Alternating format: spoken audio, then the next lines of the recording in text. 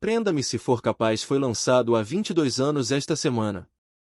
Uma colaboração de atores de primeira linha entre Tom Hanks e Leonardo DiCaprio, e entre os filmes mais aclamados de Steven Spielberg neste século, a história de como surgiu é a história real de um farsante.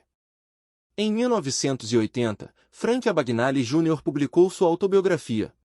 Contando a história de sua vida como um criminoso e vigarista, os estúdios de cinema se interessaram muito rapidamente, e os direitos do livro mudaram de mãos várias vezes.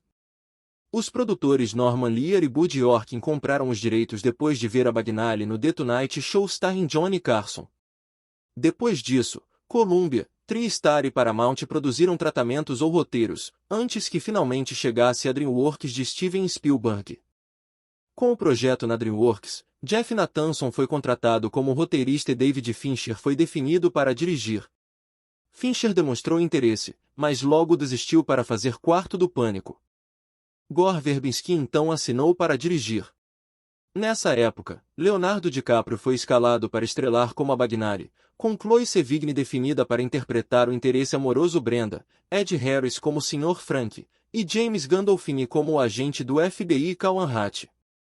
Um balde de água fria foi jogada nas obras quando DiCaprio, comprometido a estrelar Gangues de Nova York, teve que desistir, seguido de perto por Sevigny e Harris. Não demorou muito para que Verbinski deixasse o projeto também. O próximo na fila para a cadeira de diretor foi Lasse Armstrong. Mas seu mandato durou apenas 2 meses. Spielberg considerou oferecer o trabalho a Cameron Crowe e Milo Forman antes de pensar que talvez ele mesmo devesse dirigi-lo. Spielberg estava em negociações para dirigir Peixe Grande e Memórias de uma Geisha na época, mas os removeu de sua lista e assinou oficialmente para dirigir Prenda-me se for capaz. A essa altura, a agenda de DiCaprio estava livre e ele estava de volta como Frank Jr. DiCaprio disse mais tarde que Spielberg achou que talvez não fosse uma boa ideia que ele conhecesse Frank Abagnale. Mas DiCaprio foi em frente de qualquer maneira, secretamente passando alguns dias seguindo Frank por aí com um gravador. Com as mudanças de cronograma, James Gandolfini teve que desistir de interpretar Anne Hatch devido a conflitos com The Sopranos. Spielberg estava relutante em abordar Tom Hanks, presumindo que ele não gostaria de um papel coadjuvante, mas Hanks o corrigiu: um bom papel é um bom papel. Encontrar uma atriz para substituir Sevigny como Brenda levou meses. Então Spielberg viu uma fita de teste que ele amou. Era Amy Adams. O produtor Walter F. Parkes disse que ela era tão fresca e honesta quanto qualquer outra que já tínhamos visto, perfeita para o papel, e foi rapidamente escalada. Christopher Walken foi sugerido por Parkes para interpretar o Sr. Frank Abagnale e Spielberg concordou. Para o papel de Roger Strong, eles escalaram Martin Sheen por sua presença intimidadora. A mãe de Abagnale era francesa, então Spielberg queria uma atriz francesa. Seu amigo cineasta Brian De Palma estava morando na França na época, então fez testes com atrizes e enviou vídeos para Spielberg. Ele escolheu Nathalie Baye, reconhecendo-a de Day for Night, de François Truffaut. Jennifer Garner aparece em um papel menor da modelo Cheryl Wen. Spielberg ofereceu a ela o papel depois de vê-la no programa de TV Ilhas e pensar que ela seria uma futura estrela. Garner filmou suas cenas em apenas um dia. Enquanto o personagem de DiCaprio é baseado no verdadeiro Frank Abagnale Jr., seu perseguidor, o agente do FBI Callan Hatch, é um amálgama de vários agentes que perseguiram Frank. Hanks disse que o agente que mais o influenciou foi Joseph Shea, que prendeu Abagnale. Muitas partes das alegações de Abagnale foram contestadas. Abagnale ficou na prisão por muitos anos de sua adolescência, não viajando pelo mundo como mostrado no filme, e o relacionamento pai-filho é fortemente ficcionalizado. Sr. Frank foi na verdade uma das primeiras vítimas de seu filho. Frank Jr. começou sua vida criminosa com pequenos golpes no cartão de crédito de seu pai, chegando a acumular milhares de dólares em uma farra de gastos, e os dois supostamente nunca mais se viram depois que Frank foi preso, ao contrário do que acontece no filme. O tema de um lar familiar desfeito é comum nos filmes de Spielberg, refletindo sua experiência com o divórcio de seus pais na adolescência. Ele disse que viu em Prenda-me se for capaz como uma chance de explorar essa dinâmica através da narrativa desse tipo de história leve. No filme, Frank alega ter desviado 2,5 milhões de dólares da Panem. Na realidade, Abagnale se disfarçou de piloto da Panam em 1970, mas, aparentemente, só descontou um punhado de cheques sem fundo no valor de menos de $1.500. A passagem de Frank no filme como advogado também é baseada nas próprias alegações de Abagnale. Jornalistas investigaram mais tarde, mas não conseguiram encontrar nenhuma evidência de que ele tivesse passado no exame da ordem ou trabalhado para o procurador-geral da Louisiana. E as cenas emocionantes que Frank Jr. chama Hattie, todo Natal? Ficção pura. Na realidade, Abagnale não tinha nenhum relacionamento contínuo com os agentes que o perseguiam. O próprio Abagnale disse: "Por que eu faria isso? Eu não queria que o FBI soubesse onde eu estava." O colaborador musical regular de Spielberg, John Williams, foi contratado para escrever a trilha.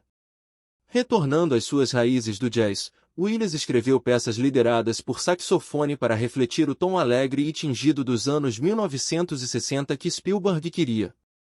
O diretor de fotografia Janusz Kaminski estava trabalhando com Spielberg pela 8ª vez. Spielberg queria mirar em um estilo visual leve e colorido e Kaminski descreveu o visual do filme como champanhe saindo da garrafa, com bolhas e calor. A figurinista Mary Zophres teve muito trabalho pela frente, com DiCaprio precisando de 100 trocas de figurino ao longo do filme. Ao todo, o filme usou cerca de 130 day players, atores de papéis secundários, e de 3.000 a 4.000 figurantes de fundo. A própria produção do filme, que viajou pelo mundo todo, quase igualou as façanhas de Abagnale. Filmado em apenas 52 dias, o filme utilizou cerca de 147 locações em Los Angeles, Nova York e Montreal, uma média de quase 3 locações por dia. Os créditos de abertura do estilo de design dos anos 1960 foram criados pelos artistas Olivier Kuntzel e Florence Deigas. Apresenta silhuetas animadas atuando no enredo, e eles usaram carimbos de borracha esculpidos à mão para criar a estética do estilo carimbo, influenciados pelo designer Saul Bass. O filme abre com Frank aparecendo no game show dos Estados Unidos Diga a Verdade. O verdadeiro Frank apareceu no programa em 1977, e a cena no filme o recria. As cenas na sala de aula de francês e na biblioteca foram filmadas na McKinley School em Pasadena, Califórnia. A produção deixou seus cenários e adereços para trás e a escola disse que continuou a usá-los por 6 meses. Há um prenúncio sutil logo no início. Na cerimônia de premiação do Sr. Frank, a câmera gira para o jovem Frank tirando o rótulo de uma garrafa enquanto seu pai está no palco. É um aceno claro para a habilidade futura de Frank em criar identidades e cheques falsos. Ao filmar a cena em que Frank pai lembra o encontro com a mãe de Frank durante a guerra, Walken, em uma cena, ficou tomado pela emoção. Um DiCaprio chocado disse mais tarde que pensou que o Walken estava tendo um ataque cardíaco. Spielberg usou essa tomada no filme. Spielberg sempre foi fã de James Bond, e há várias referências a 007. Abagnale assina seu nome como Sr. Fleming quando tira as medidas para um terno, uma referência ao criador de Bond, Ian Fleming. E a cena também apresenta o mesmo modelo do carro Aston Martin visto em Goldfinger. Ao filmar a cena em que Brenda beija Frank desleixadamente, Spielberg dirigiu meadas dizendo para ela fingir que estava morrendo de fome e devorando um cheeseburger. Outro momento famoso é quando Frank visita escolas secundárias locais para recrutar garotas para posarem como aeromoças. Frank anuncia as vencedoras chamando seus nomes. Esses nomes correspondem aos sobrenomes reais das atrizes. Amy Acker é anunciada como Maggie Acker, por exemplo. Há um easter egg perto do final do filme para espectadores com olhos de águia. Em um quadro negro, vemos uma mensagem dizendo quarto projeto de Steven e Tom. Hanks e Spielberg trabalharam juntos anteriormente em Band of Brothers, Saving Private Ryan e Joe vs. The Volcano. O clímax do filme mostra Abagnale preso em Montrichard, França, por Hattie. Foi filmado na cidade de Quebec, Canadá. Na realidade, Frank foi preso enquanto fazia compras de supermercado quando um frequentador do local o reconheceu de um cartaz de procurado.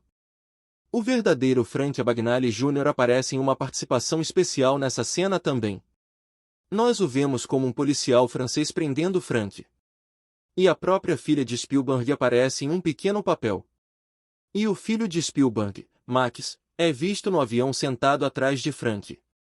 Lançado no dia de Natal de 2002, Prenda-me se for capaz se manteve firme contra o enorme lançamento de O Senhor dos Anéis, As Duas Torres nas bilheterias. Com um orçamento de 52 milhões de dólares, arrecadou 352,1 milhões de dólares no mundo todo, então foi um grande sucesso.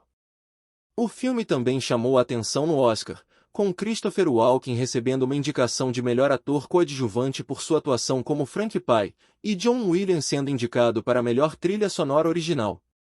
Finalmente, algumas ótimas fotos dos bastidores de Prenda-me se for capaz.